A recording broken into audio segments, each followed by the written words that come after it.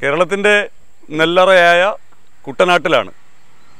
മാവേലിക്കര നിയോജക മണ്ഡലത്തിൻ്റെ ഹൃദയഭൂമി എന്ന് പറയാം. ഓണാട്ടുകരയും കുട്ടനാടും ഒക്കെ ഉള്ള നല്ല വിളഞ്ഞു നിൽക്കുകയാണ് നെല്ലൊക്കെ. ഈ ശരിക്കും മാവേലിക്കരയുടെ ഒരു രാഷ്ട്രീയ ചിത്രം കൊടിക്കുന്നിൽ സുരേഷ് സ്ഥിരമായി കൊണ്ടു നടക്കുന്ന ഒരു മണ്ഡലം എന്ന് പറയാവുന്ന സ്ഥലമാണ്.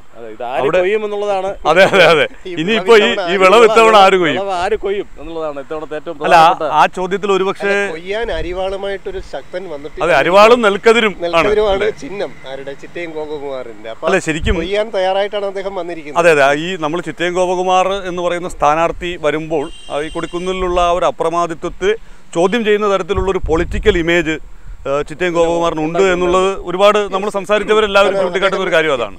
അടൂർ എം എൽ എ എന്ന നിലയിൽ വളരെ പരിക്കൊന്നുമില്ലാത്ത പരാതിയില്ലാത്ത മികച്ച പ്രവർത്തനം അദ്ദേഹം കാഴ്ചവെച്ചിട്ടുണ്ട്.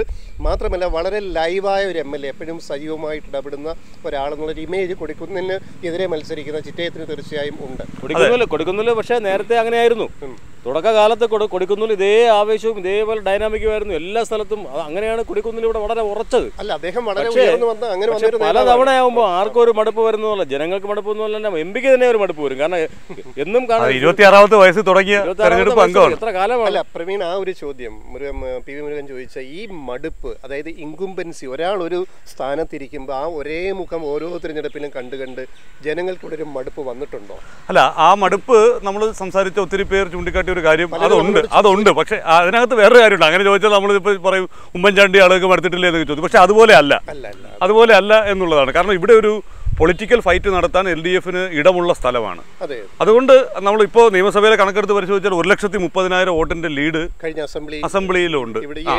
അതായത് കൊല്ലം ലോക്സഭ കഴിഞ്ഞാൽ ഏറ്റവും കൂടുതൽ ഈ നിയമസഭാ മണ്ഡലങ്ങളുടെ കണക്കെടുക്കുമ്പോൾ LDF-ന് ഭൂരിപക്ഷമുള്ള സ്ഥലമാണ്. കൊല്ലത്ത് 1,76 ഉണ്ട്, ഇവിടെ 1,30. കൊടിക്കുന്നിൽ സുരേഷ് 2014 തെരഞ്ഞെടുപ്പിലും അത്ര വലിയ ഭൂരിപക്ഷം 32,000 വോട്ടിന്റെ ഭൂരിപക്ഷം ഉണ്ടായിരുന്നു. അല്ല, ഇതിനകത്തുള്ള മറ്റൊരു പ്രധാനപ്പെട്ട ഒരു ഘടകം ഈ മണ്ഡലത്തിൽ ശ്രദ്ധേയമാകാൻ പോകുന്നത് പത്തനാപുരം, കൊട്ടാരക്കര നിയമസഭാ മണ്ഡലങ്ങൾ ഇതിനകത്തുണ്ട് എന്നുള്ളതാണ്. ഗണേഷ് കുമാർ LDF-ലേക്ക് വന്നത് ഒരു വലിയ ഡിസൈഡിംഗ് ഫാക്ടറാണ്. പത്തനാപുരം എന്ന് പറഞ്ഞാൽ LDF-ന്റെ എന്നതല്ല, ഗണേശിന്റെ ഒരു കോൺസ്റ്റിറ്റ്യുവൻസി. രണ്ട് മുന്നണി ഒന്നിച്ചോലായി. കഴിഞ്ഞ തവണ കൊടിക്കുന്നിൽ സുരേഷിന് നല്ല ലീഡ് കൊടുത്തു. ഹെൽപ്പ് ഉണ്ടായിരുന്നു, പത്തനാപുരത്തുള്ള ഗണേശിന്റെ ഹെൽപ്പ് ഉണ്ടായിരുന്നു. മറ്റൊന്ന് കൊട്ടാരക്കരയിൽ ബാലകൃഷ്ണ പിള്ളയ്ക്ക് ഇപ്പോഴും ഒരു സ്വാധീനം ഉണ്ടല്ലോ. കഴിഞ്ഞ തവണ കൊടിക്കുന്നിൽ സുരേഷിന് ലീഡ് കിട്ടിയ സ്ഥലമാണ്. അവിടെ LDF-ന്റെ വോട്ടും ബാലകൃഷ്ണ പിള്ളയുടെ വോട്ടും കൂടി ഒന്നടങ്കം മറിയുമ്പോൾ അതൊരു തിരിച്ചടിയാവാനുള്ള സാധ്യതയുണ്ട്. പിള്ളയുടെ കാര്യം പറഞ്ഞ പോലെ വേറൊരു കാര്യം കൂടെ ഉണ്ട്. ഈ കൊടിക്കുന്നിൽ സുരേഷിന് കഴിഞ്ഞ തവണ ബാലകൃഷ്ണയുടെ എതിർപ്പുണ്ടായിരുന്നുകൊണ്ടാണ് അവിടെ ഭൂരിപക്ഷം വർദ്ധിച്ചത്. അതെ അല്ല എങ്കിലും നമ്മൾ ഒത്തുതീർപ്പിലേക്ക് വന്നു. ഈ തർക്കം വന്ന് പിന്നെ നമ്മൾ അതിനകത്ത് കാണേണ്ട ഒരു കാര്യം, അവിടെ ഇപ്പൊ ഐഷ പോറ്റി 42,000 വോട്ടിന്റെ ലീഡിൽ ജയിച്ച സ്ഥലമാണ്. ഐഷ പോറ്റിയുടെ മണ്ഡലമാണത്. ഇപ്പോൾ അവർക്ക് വളരെ സ്വാധീനം ഇവിടെയുണ്ട്, അവരുടെ പ്രവർത്തനം മികച്ച പ്രവർത്തനം. പിന്നെ കൊടിക്കുന്നിൽ സുരേഷിന് അനുകൂലമായിട്ട് വരാമെന്ന് പറയുന്ന ഒരു പ്രധാനപ്പെട്ട ഘടകം ശബരിമലയാണ്.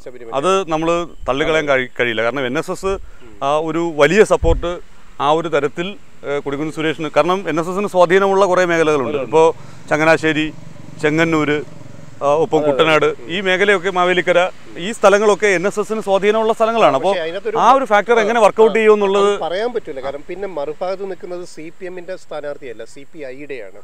ഇപ്പോൾ NSS-ന് ഏറ്റവും വിരോധം CPM-ന്റെ നേതാക്കളോടും ആ ഒരു പാർട്ടിയോടുമാണ്.